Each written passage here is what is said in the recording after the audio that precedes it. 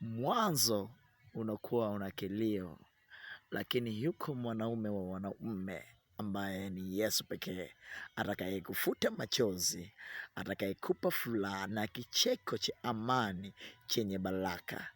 But me, namfurahia huyu mwanaume wa wanaume, Yesu mtenda miujiza, kwa sababu amenitendea vyema.